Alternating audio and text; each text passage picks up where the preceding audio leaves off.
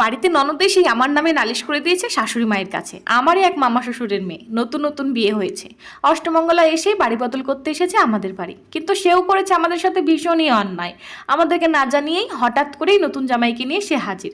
প্রথমে তো আমরা হতবাক হয়ে যাই, নতুন জামাইকে কি করে আদর সম্মান করবো ভেবেই মাথা খারাপ। শাশুড়ি মা তো ব্যস্ত হয়ে গেছেন, একবার এ ঘর যাচ্ছেন একবার ও ঘর যাচ্ছেন, কিন্তু কিছুই বুঝে উঠতে পারছেন না কি করবেন।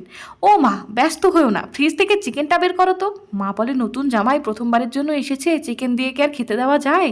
তুমি অত টেনশন করো না, এমন রান্না করবো তো তোমার জামাই টেরই পাবে না চিকেন দিয়ে ভাত খাচ্ছে নাকি মাটন দিয়ে। আর যা গাছপাতা রান্না করার মানে শাকসবজি, তুমি সাইডে করে নাও।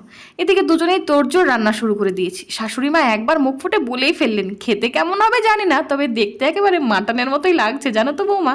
খেতে বসেই ননদ তো ভীষণ রেগে চিৎকার, ও পিসি, তোমার বৌমা কি জানে না আমি ছোট থেকেই মাটন খাই না? ননদের নালিশ শুনে সবার সে কি হাসি।